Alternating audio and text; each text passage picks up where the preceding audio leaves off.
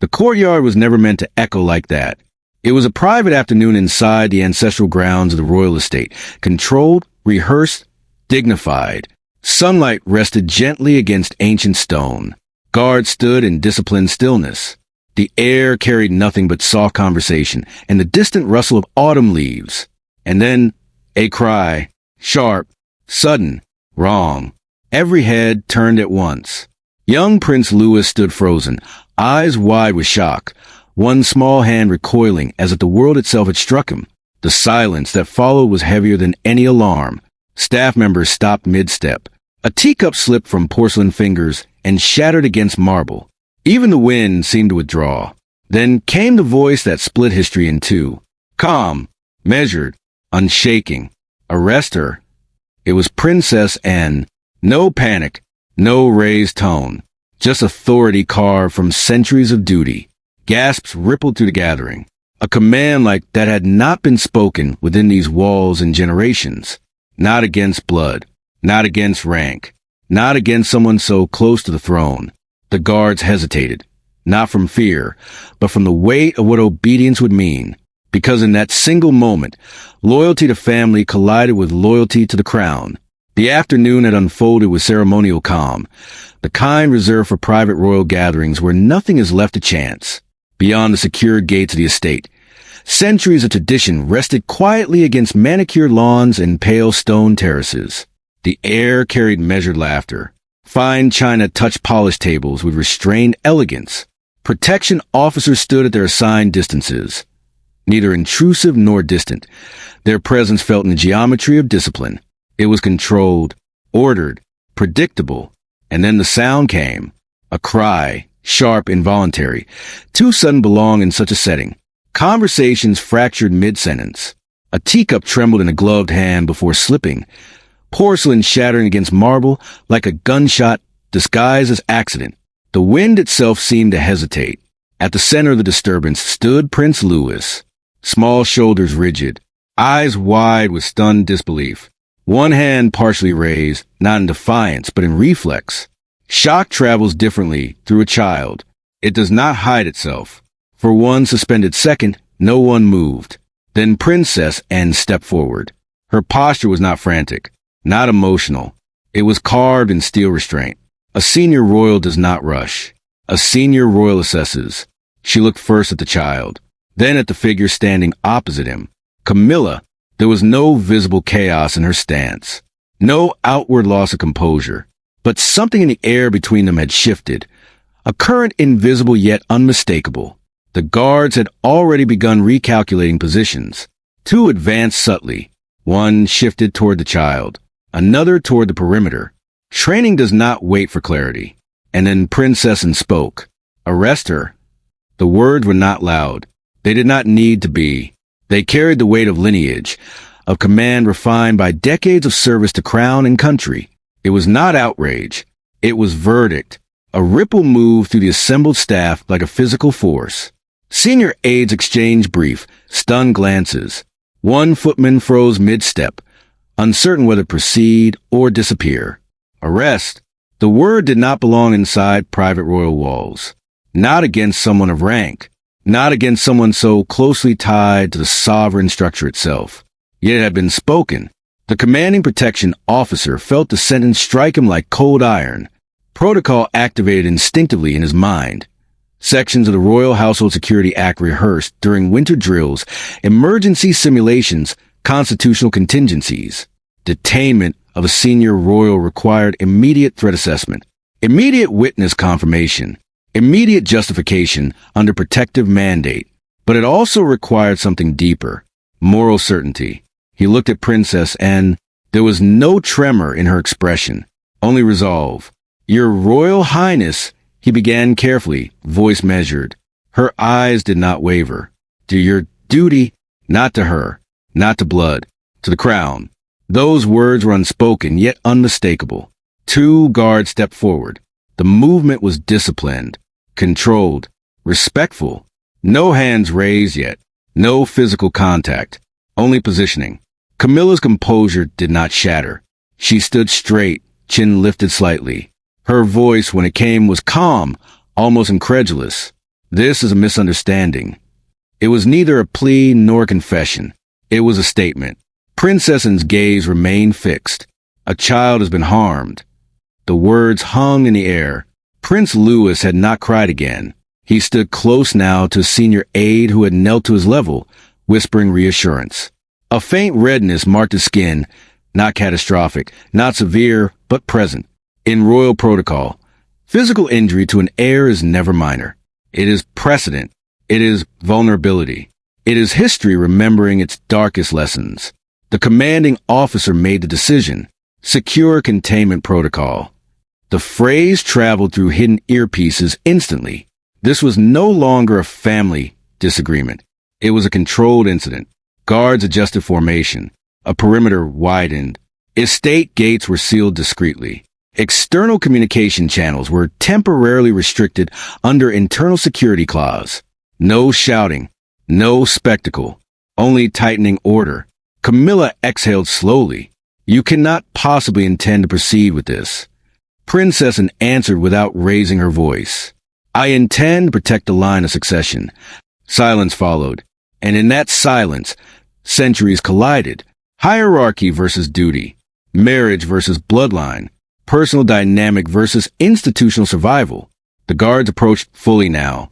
Ma'am, the commanding officer said with formal gravity, on the provisional authority for protection on air, we must request your cooperation. Cooperation. A careful word. There would be no visible force. No indignity. Not unless resistance demanded it. Camilla's eyes flickered, not in panic, but in calculation. She understood what arrest meant symbolically. The precedent it set. The headlines it could ignite if mishandled. You are making a grave error, she said quietly. Princess's response came like stone. If I am wrong, the process will show it. It was not vengeance. It was process. That distinction defined the moment. The guards did not touch her arms. They positioned themselves close enough to guide without appearing aggressive. Movement began. Measured. Contained.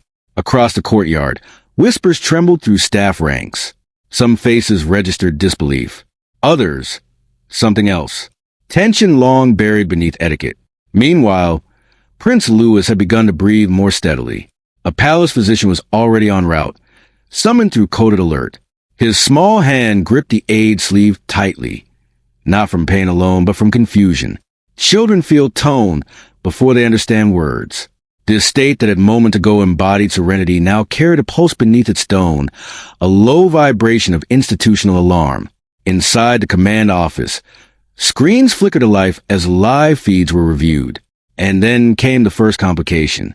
Sir, East Corridor camera feed is offline. The officer turned sharply. Offline. Yes, sir. It dropped approximately 3 minutes before the incident. 3 minutes. An eternity in security terms. Manual override? Attempting now. Princess Anne, still standing in the courtyard, did not yet know this detail, but instinct had already told her something was incomplete because she had not acted on impulse. She had acted on observation. Moments before the cry, she had seen something subtle but wrong. A gesture too sharp, a tone too heated, an energy misaligned with environment. And she knew the cost of ignoring instinct inside royal walls. Camilla was escorted discreetly through a side entrance reserved for controlled movements. No staff corridor chatter. No public hallways. Only secured passage. The commanding officer walked half a step behind, respectful, alert. Where are you taking me? She asked. To the private consultation suite. He replied evenly. Not a cell. Not confinement. Containment. Language matters in institutions built on optics. Behind them, Princess Anne finally moved. She approached Prince Louis herself. Her voice softened, not weakened. Look at me, she said gently. He did. You are safe. 2 words. They carried more power than any command spoken minutes earlier. But safety inside a monarchy is never purely physical. It is reputational, symbolic, structural. And if a line had been crossed today, even unintentionally, it demanded reckoning. Inside the command office, the offline camera remained dark. Still no signal. Pull adjacent feeds. Screens shifted angles. Hallways, doorways, reflections in polished frames. A fragment emerged. Audio, faint, distorted, raised voices, not screaming, but heated. You will not speak to him that way. The rest clipped. Another gap, then the cry. The officer felt the weight deepen. This was no simple misunderstanding. Princess and entered the command room without announcement. All personnel straightened instantly. Report. East corridor camera, disabled prior to incident, reviewing secondary feeds. Her jaw tightened. Subtly, disabled, she repeated. Yes, ma'am. Not malfunction.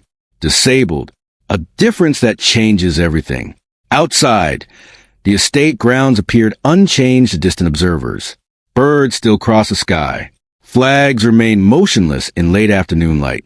But inside the stone, something had shifted permanently. An order had been given that could not be unheard.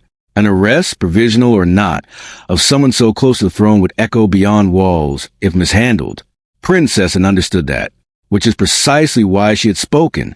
Because sometimes restraint protects legacy, and sometimes action does. The commanding officer approached carefully. Your Royal Highness, if I may, proceeding further will require written authorization. She met his gaze. You shall have it.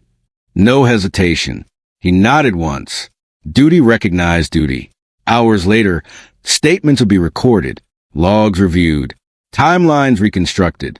But in this moment, the crown faced a fracture not of scandal, but of trust. Camilla sat alone in the consultation suite, not restrained, not guarded visibly inside the room. But the door was secured. Her reflection in the antique mirror did not reveal guilt. It revealed disbelief.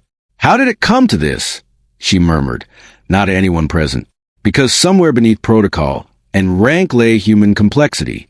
And somewhere between tone and gesture, a moment had escalated beyond intention. Back in the command office, the audio enhancement completed. The room fell silent as playback began. Enough? A voice, Camilla's. Firm, sharp, then another voice, young, defiant. A response cut short. A movement, fabric shifting. A gasp, the cry. Princess unclosed her eyes briefly, not in doubt, but in calculation. Physical harm, emotional provocation, context incomplete. The commanding officer spoke carefully. Ma'am, the evidence suggests escalation, but not premeditation. Her eyes opened. Escalation is sufficient. Because heirs are not symbols alone. They are children first.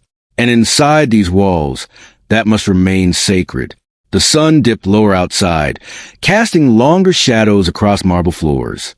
The estate prepared for evening as though nothing extraordinary had occurred. But the air remained tight. And beneath disciplined silence, one question lingered. Had Princess protected the crown, or ignited something far more dangerous? The corridor camera had not failed. It had been overridden. That single clarification shifted the atmosphere inside the command office from alarm to calculation. Princess stood motionless as the senior technician replayed the system log on the central monitor. Lines of encrypted data scrolled downward, timestamps precise to the second. Manual interruption initiated at 16 hours 42 minutes and 11 seconds, the technician reported. Authorization key use internal clearance Tier 3. Tier 3, not external breach, not cyber interference. Someone inside the estate had disabled that feed. The commanding protection officer felt the quiet weight of institutional risk settle across his shoulders. Security within royal grounds is layered intentionally, redundancies built upon redundancies. For a corridor camera to be manually overridden required proximity, knowledge, access, and confidence. Princess's voice remained even. Who holds Tier 3 authorization? A limited list, ma'am. Senior protection officers. Estate operations director. 2 household aides assigned to rotational oversight. Names appeared on the screen. None were casual staff. None accidental. Meanwhile, behind reinforced oak doors in the private consultation suite, Camilla sat upright in controlled stillness. No raised voice. No agitation. Her detainment was provisional, respectful, yet undeniable. Outside her door, Two guards stood at disciplined ease. No gossip passed between them. No speculation. They had sworn an oath not to personalities, but to the continuity of the crown. Inside the command office, the procedural framework was already unfolding. The Royal Household Security Act, revised in the late 20th century to account for evolving threats, did not explicitly outline arrest of a senior royal. It outlined protection of heirs, containment of threat, preservation of institutional integrity. Interpretation mattered. The commanding officer cleared his throat. Your Royal Highness, proceeding further requires documentation establishing immediate protective necessity. Princess and turned toward him. You witnessed the aftermath. Yes, ma'am. You reviewed the audio. Yes, ma'am. And a security feed was deliberately interrupted. A pause. Yes, ma'am. Her gaze sharpened, then established necessity. There was no anger in her tone, only expectation. Because within monarchy, power is not exercised through volume. It is exercised through structure. The officer nodded once and began issuing quiet directives. Lock down internal access logs for the past 6 hours. Interview all Tier 3 clearance holders. Medical report expedited. Secure witness statements before recollection soften. Around the room, disciplined motion resumed. Phones did not ring loudly. They vibrated discreetly. Doors did not slam. They sealed softly. The investigation had begun. Meanwhile, the estate physician completed his examination of Prince Louis in a private chamber nearby. The injury was minor, superficial redness, no lasting physical harm. But his emotional state was noted carefully. Distress, heightened anxiety, momentary fear. The physician documented every observation with deliberate neutrality. Medical language does not dramatize. It records, and those records would matter. Princess entered the room quietly once the examination concluded. Prince Louis looked up. She knelt to his level, not as a commander now, but as family. Did she frighten you? She asked gently. He hesitated. Children measure truth differently. They do not calculate optics. She was angry, he whispered. The words were simple, but they carried weight. Anger inside royal walls is not forbidden, but it must be governed. Princess and absorbed the answer, without visible reaction. Thank you, she said softly. When she rose, her posture returned to steel. Back inside the command office, the first of the Tier 3 clearance holders had arrived. Estate Operations Director, composed, efficient, visibly unsettled. I did not override any corridor feed, he stated immediately. Logs were reviewed against his access card. No usage at 1642. Next, Senior Protection Officer Harris. His authorization record was clean. Next, Household Aide Margaret Ellis. Her hands trembled faintly as she entered. I was not near the East Corridor, she insisted before being asked. Your clearance key was used, the technician stated. Her face drained of color. That's not possible. The timestamp displayed again. 16 hours, 42 minutes, and 11 seconds. Where were you at that exact moment? The commanding officer asked calmly. In the West Conservatory, preparing guest seating. Alone. No. 2 junior staff present. Names recorded. Statements to be verified. Princess and observed silently. Institutional procedure is slow by design. It avoids rashness. It resists spectacle. But beneath the measured pace, tension sharpened. Because if a feed was deliberately disabled, then the incident in the corridor had not unfolded in isolation. Hours earlier, subtle friction had already threaded through the estate. An exchange during luncheon. A remark regarding discipline. A difference in generational tone. Witnesses now began recalling fragments. She seemed irritated. There was a sharpness. Nothing unusual for family. But unusual inside monarchy is defined differently.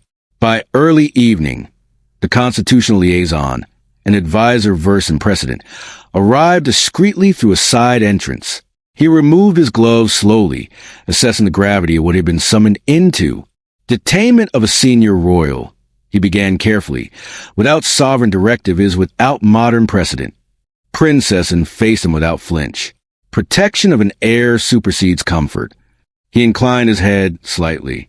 Indeed, But documentation must be unimpeachable. It will be. Inside the consultation suite, Camilla requested to speak.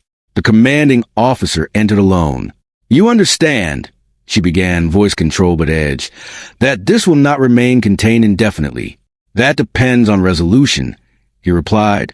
You believe I intended harm? I believe there was escalation. Her jaw tightened. He defied instruction. He is a child. A silence passed between them. Not hostile, but charged. There are traditions of discipline within royal upbringing, she said quietly. Traditions, the officer answered evenly, have evolved. Her eyes flickered. Acknowledgement, perhaps, or calculation. Back in the command office, technicians restored partial secondary footage from a reflective angle, a polished frame capturing blurred movement. The enhanced still froze on screen. Camilla's arm raised. Prince Louis stepping backward. Contact unclear. Audio alone did not prove force, but tone suggested confrontation. Princess and studied the image. Intent remains ambiguous, the constitutional liaison observed. Impact does not, she replied. The aide Margaret Ellis was re-interviewed. This time, her composure faltered. My key card was missing for several minutes, she admitted softly. When? I cannot be certain. Before tea service. Did you report it? I assumed I had misplaced it. In royal security, assumption is vulnerability. Who had proximity to your access badge? The officer pressed. She hesitated. Several staff. And she swallowed. And Lady Catherine's personal secretary requested assistance near the east corridor shortly before. The room stilled. Another name entered the web. Princess did not react outwardly. But the investigation was widening, because what had appeared as a singular heated moment now hinted at orchestration, or at least interference. Meanwhile, the sun fully surrendered to evening. Estate lights illuminated the stone facade in warm gold, serene to the outside world. Inside, layers of protocol tightened further. Witness testimonies were sealed. Internal communications encrypted. The sovereign had been informed only that an internal security matter was under review. Language matters. Scandal had not yet been invoked, but risk was rising. The constitutional liaison spoke again. If this proceeds a formal charge, it will require counsel and sovereign awareness. Princess's reply was immediate. Then ensure our findings justify it.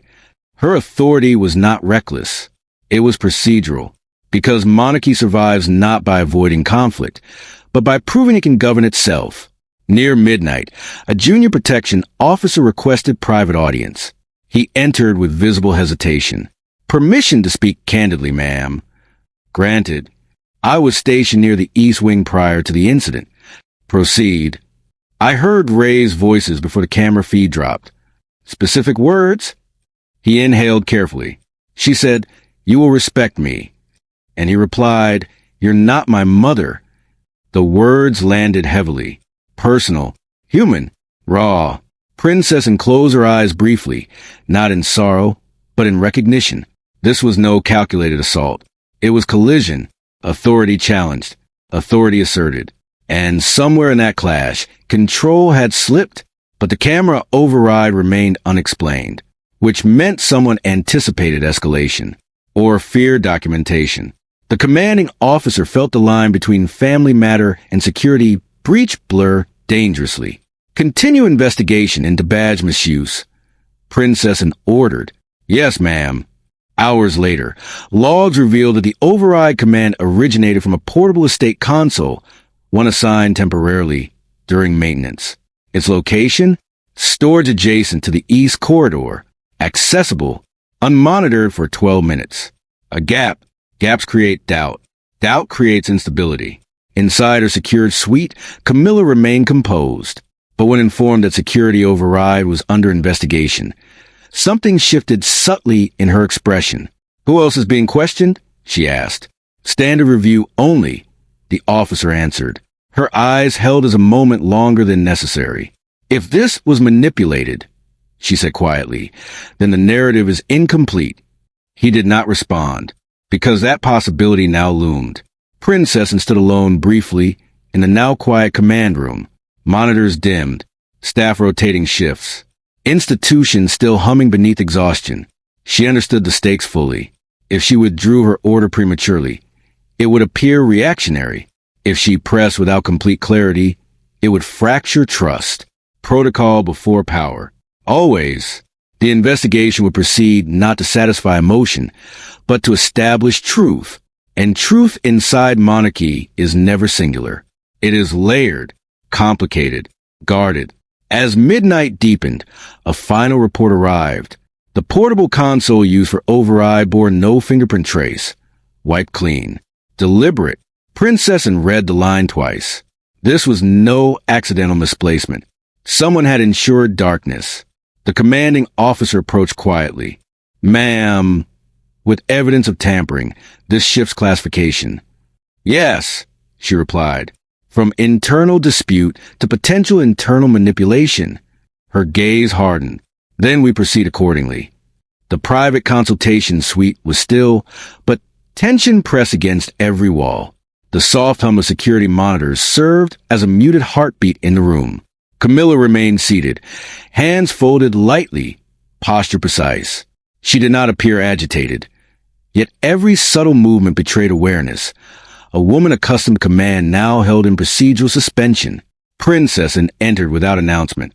Every footfall measured, echoing slightly against the polished marble of the adjoining corridor. Guards at the door instinctively straightened. 2 steps. Pause. Authority radiated without a single word. Camilla, she began, voice calm but steel-laced, we are not here to debate intent. We are here to establish sequence. Facts. Clarity. Camilla's lips pressed lightly. And yet, she said measured, this is framed as if I acted with malice. I did not. I cannot accept that premise. And regarded her without flinch. Malice is irrelevant. Impact is what dictates action within these walls. An heir, minor, vulnerable, observed, has been distressed. That alone compels response. The room seemed to shrink. Silence expanded between the 2 women, punctuated only by faint echoes of distant estate operations. The commanding officer entered with a slim folder of compiled reports. Logs, timelines, witness statements, and secondary video angles filled the pages. Audio corroborates raised voices, he said, though physical contact is inconclusive. Timeline reconstructed indicates escalation occurred within 60 seconds of the East Corridor override. Camilla leaned forward slightly, voice measured. Escalation? He was startled. Yes, but startled does not equate to assault. There is nuance you are disregarding. Princessin tilted her head subtly. Nuance cannot compromise protection. A junior aide stepped forward with a sealed envelope. Your Royal Highness, private testimony has arrived.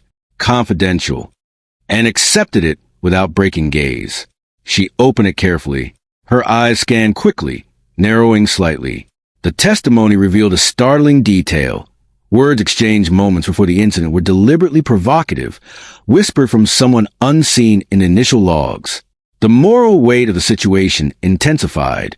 Within the royal household, hierarchy demanded obedience, but loyalty to heirs demanded moral clarity. The guards had been trained to act, but action without context risked chaos. And glanced toward Camilla. You understand, she said softly, that this is not merely about that moment in the corridor. It is about precedent, trust, lineage. If procedure fails here, it fails everywhere. Camilla's composure wavered just enough to reveal a flash of frustration. And yet, if one cannot trust a sequence of events, how can you claim certainty? Certainty, and replied, voice steady, is not predicated on personal belief. It is predicated on duty. For a moment, neither spoke. The room absorbed tension like a sponge. The guards outside remained vigilant but motionless, invisible yet omnipresent. Every protocol drilled for decades rested on this intersection of authority, loyalty, and morality. A sudden note from the medical officer arrived. Prince Louis's distress had been compounded by fatigue. Small irritations earlier in the day had left him on edge.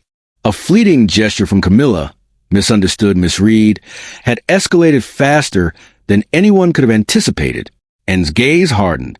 Even unintentional, the result is the same. He was frightened. That is our responsibility. Camilla's voice softened, almost imperceptibly. I only sought instruction, not confrontation. Yet everything is interpreted as challenge. And did not flinch. In protecting an heir, we interpret impact, not intention. You will need to understand this. The room fell silent again. Outside, the estate settled into its evening rhythm. Birds returned to perches, lights casting long shadows, a world that appeared unchanged. But inside these walls, decisions were being weighed that would ripple through hierarchy and history alike. Then a sharp chime from the internal monitoring system drew attention. Another discrepancy. Secondary camera logs showed someone present in the corridor just moments before the altercation. The figure remained unidentified, and's mind worked swiftly. This was no longer a singular confrontation. Layers of misdirection, timing, and incomplete information suggested orchestration. Yet none of it shifted the immediate responsibility. The child had been unsettled. That truth could not be ignored. The guard's silent presence underscored the gravity. Every officer knew that the Crown's continuity was not determined by intent, but by action. Any misstep could fracture trust irreparably, and reached for a provisional detainment order. This is temporary, she stated, to allow full investigation. It does not presume guilt. It preserves order. Camilla's expression remained calm outwardly, but her hands tightened slightly in her lap. Order comes at a cost, she said quietly. Yes, and replied, and leadership always demands it. The first official step toward resolution had begun. Detainment, not punishment. Observation, not accusation. The guard escorted Camilla through controlled passages. No spectacle, no humiliation. Preserving dignity while enforcing institutional authority. Midway through the evening, and reviewed the audio recordings again. The voice patterns, the pauses, the subtle inflections. They revealed emotion, frustration, but not intent to harm. The revelation was morally complex. A child had been frightened, yes, but the cause was layered. Accumulated stress, miscommunication, and heightened sensitivity. Yet another detail complicated the picture. Prince Louis had been uneasy earlier in the day. Could a prior moment have primed his reaction? Perhaps. But protocol does not allow speculation. It requires decisive action. And signed the provisional detainment order, aware of a symbolic weight. This action would not be reversed quietly. Historical precedent would scrutinize every decision. Family loyalty, royal etiquette, and institutional authority now intersected on the edge of a blade. The guards returned Camilla to a private suite, the room secured but respectful. Cameras monitored silently. Secondary staff confirmed adherence to protocol. Every movement, every word recorded for posterity. And paused outside the suite. She closed her eyes briefly. Loyalty and duty are often at odds. But in protecting the heirs, she had chosen her path. Her voice to the command officer was quiet but firm. Continue reviewing all access points. Retrace movements. Nothing overlooked. Yes, ma'am. Hours later, the investigation revealed gaps in staff placement. Witness statements differed in minor but critical ways. The override remained unexplained, and the private conversation that had provoked the escalation, previously unreported, became a focal point. A junior officer whispered an additional detail. Ma'am, it seems the provocation was deliberate, and absorbed the words. Deliberate or not, procedure would dictate action. Authority would assert itself. Bloodline would be protected. The night deepened. The estate exhaled its long shadows across empty courtyards. Within the walls, every officer, every aide, and every senior royal understood. This was not a momentary clash. It was a test of structure, of loyalty, and of the moral compass of the crown itself. The palace had fallen into a heavy silence. Outside, torches flickered along stone terraces, casting shifting shadows across the manicured gardens. Within, corridors once alive with disciplined activity now carried only echoes, the faint footfalls of guards conducting discreet rounds, the soft rustle of documents, the occasional hum of a monitor. Every sound seemed magnified in the stillness, emphasizing the weight of the decisions taken just hours before. Princessin walked slowly through the private hallways. Her hand lightly brushed a carved banister. The polish would cool under her fingers. She did not speak. She did not glance toward the cameras. Each step was deliberate, a measured rhythm against the stone floor, echoing like a heartbeat of authority. In the private chambers, the day's events replayed vividly in her mind. The cry of Prince Louis, the silence that followed, the moment she issued the command.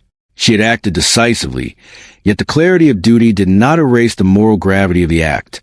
Camilla sat alone in her suite, the quiet heavy as if the walls themselves were judging. Her hands rested on her lap, fingers intertwined, eyes distant. She did not plead, nor did she seek confrontation. Her silence was her shield, her composure an act of dignity in the face of procedural restraint. Yet beneath it, a swirl of emotions, disbelief, humiliation, and reflection churned silently. She understood, more clearly than anyone, the precarious balance of reputation, authority, and family loyalty. In another wing, Prince Louis rested under careful observation. Though physically unharmed, his small frame reflected residual tension. The palace physician had noted heightened anxiety, subtle paleness, and an undercurrent of apprehension in his posture. Emotional safety, and recognized, is not maintained by avoidance but by deliberate, structured intervention. She had protected him physically, but now the work of emotional repair was delicate and urgent. Archival letters from past monarchs lay scattered on a polished desk nearby, open at carefully chosen passages. Their inked words spoke of restraint, counsel, and measured action, reminders that power is exercised most effectively through discipline, not impulse. Generations of guidance, duty, and foresight now echoed faintly through the high-ceilinged chambers, and reflected on their counsel as if absorbing centuries of wisdom in a single, quiet breath. The palace atmosphere was thick with subtle tension. Conversations were carefully muted, eyes avoided prolonged contact, and every gesture was measured. The guards, ever disciplined, maintained their posts with a rigid calm, aware that any deviation could compromise trust, not only within a household but across the broader institutional framework. Every step, every word, every movement was now part of a moral calculus that extended beyond the immediate incident. A confidential memorandum was delivered to and signed, sealed, and discreetly marked for her attention. It warned that news of the incident could leak, intentionally or otherwise, despite the carefully managed internal containment. The letter underscored the fragility of perception, the constant vigilance required to maintain authority, and the delicate balancing act between transparency and discretion.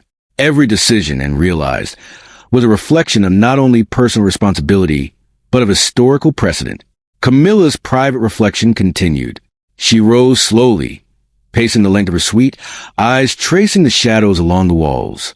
Every step measured, every breath considered. Humiliation and disbelief battled with an understanding of hierarchy and protocol. She comprehended the necessity of Anne's action, yet her pride and dignity wrestled against the constraints imposed by the detainment. The moral complexity of the moment was not lost on her. Obedience does not guarantee peace, and authority carries consequences that even the strongest of wills cannot entirely predict. Meanwhile, senior aides convened discreetly, reviewing logs, timelines, and security protocols. Conversations were hushed, words chosen carefully, yet urgency lingered beneath every phrase. Old security measures, some implemented during wartime adjustments, were referenced in conversation. Each protocol was scrutinized for anomalies, gaps, and possible misinterpretations. Even in their quiet deliberation, the weight of the day pressed upon them, a constant reminder that loyalty and duty often require navigating uncomfortable truths. Princess returned to the chambers where the provisional detainment orders were catalogued. She reviewed every document, witness statement, and security log. Her eyes, steady yet penetrating, traced patterns, timelines, and inconsistencies. Each note, each observation, built a mosaic of understanding, a framework that would guide decisions, not only for the night but for the days ahead. The gravity of responsibility pressed upon her shoulders. She was not merely enforcing protocol. She was shaping precedent, ensuring that authority, morality, and protection of the heirs remained intertwined and unbroken. Prince Louis, now calmed by the steady presence of aides and physician, allowed himself a measure of repose. His breathing evened, his small hands relaxed, yet subtle tension remained in the set of his shoulders. Emotional safety, and noted, is fragile. Each child within the royal household represents both a lineage and a symbol, and every action taken in their defense carries implications far beyond immediate perception. As night deepened, the palace exterior glowed faintly under torchlight. Shadows stretched across gardens and stone walls, quiet observers to the internal deliberations. Within, every room held the weight of history and the gravity of moral responsibility. Generational divides and unspoken rivalries threaded quietly through conversations and glances, though no overt confrontation occurred. The palace itself seemed to exhale, aware of the delicate equilibrium maintained by discipline, reflection, and careful judgment, and finally paused at a tall window overlooking the central courtyard. The stillness of the night contrasted sharply with the intensity of the day. She reflected on complexity of leadership, the balance between familial loyalty and institutional responsibility, the delicate management perception, and the moral imperative to act decisively when necessary. Every historical precedent reinforced a singular truth: restraint, not dominance, defines true authority. Morning arrived quietly over the palace grounds, pale light stretching across terraces and manicured gardens. The estate seemed untouched by the upheaval of the previous day, yet every observer within its walls knew otherwise. Shadows lingered longer, corridors felt heavier, and even the ceremonial routines carried an invisible tension. Inside the private consultation suite, Camilla rose to meet Princess N. The room was deliberately neutral, neither punitive nor overly accommodating, a space designed for clarity, not spectacle. Their eyes met, calm but alert, the weight of the incident lingering unspoken between them. Neither needed to raise their voice. Protocol and presence conveyed more than words ever could. "Let us proceed," and said, voice steady. "Acknowledgement must precede reconciliation. Denial has no place here." Camilla's response was measured. "I understand, and I accept the necessity of this review. For the child, for the household." The guards stood discreetly in the periphery, their presence silent but unwavering. Their loyalty remained not to any individual, but to the crown itself, the continuity of authority, lineage, and order. Every step they took, every subtle shift of posture, reinforced the structured calm that now defined the palace. A small table had been arranged between the two women. Documents outlining observations, timelines, and medical reports were present, each verified and reviewed multiple times. No detail was too small. Every word carried significance. The atmosphere was heavy with discipline and moral precision. Princess N spoke first, her tone firm but fair. An air was unsettled. That alone mandates acknowledgement, not as punishment, not as reproach, but as a measure of accountability within the household. Camilla nodded, her expression composed. "I accept responsibility for the impact, though my intent was misunderstood. Let this serve as a lesson, not for optics, but for stewardship." The conversation was deliberate, structured, free of dramatics. Authority was asserted not through volume but through moral clarity. Recognition replaced denial.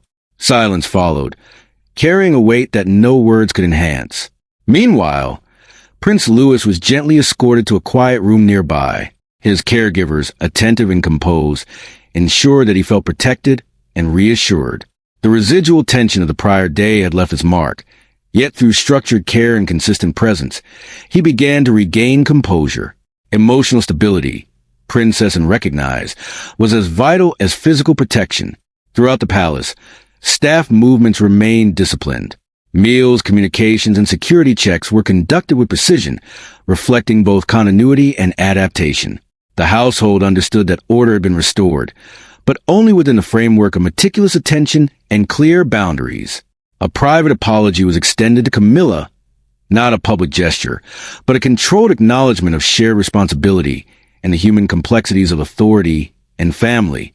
The act reinforced the moral balance of the household: discipline without humiliation, correction without spectacle.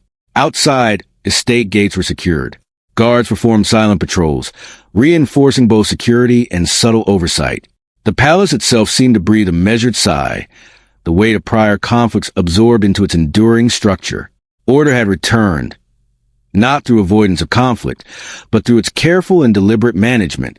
Princess reviewed the documentation one final time, ensuring that every action, statement, and observation was logged, verified, and archived.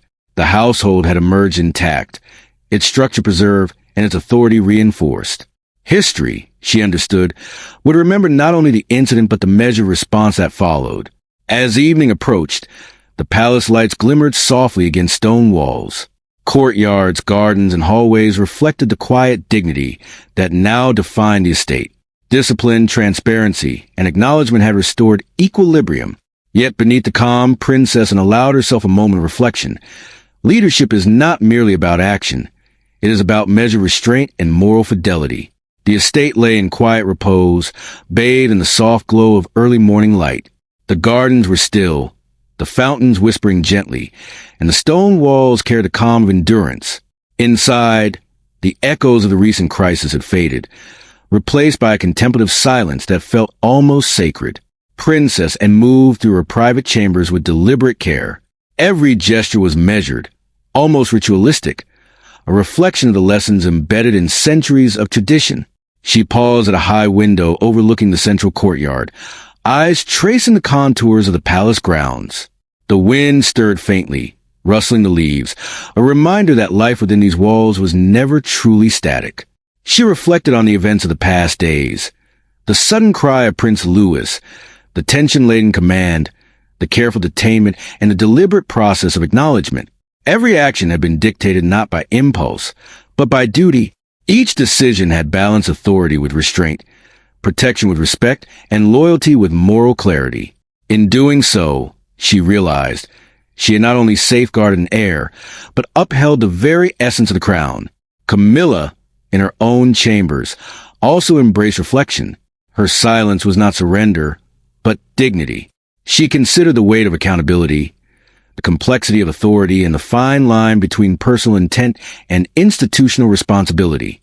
To stand quietly, to absorb judgment with composure, is a form of strength often overlooked, a lesson in patience, humility, and inner equilibrium. Prince Louis, surrounded by careful attention, gradually regained his natural lightness. He laughed softly at a quiet joke from a caretaker. The tension of prior distress now eased but not erased. Emotional stewardship, Princess knew, is not fleeting. It is a continuing commitment to nurture, guide, and protect, often in subtle, almost invisible ways. Letters from past monarchs remained open on her desk, inked in careful script. Words of counsel, restraint, and moral responsibility resonated deeply. History, she understood, does not honor impulse. It honors measured authority and the courage to act within the bounds of principle. The guards maintained their discreet presence throughout the estate, embodying the duality of their role. Ever vigilant yet unobtrusive, protectors of continuity rather than individuals. Their loyalty was a testament to the enduring strength of the institution, a reminder that discipline, not desire, shapes legacy.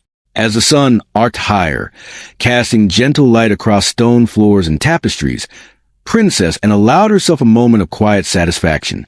The crown had endured because discipline had prevailed over impulse, reflection over rashness, and responsibility over personal emotion.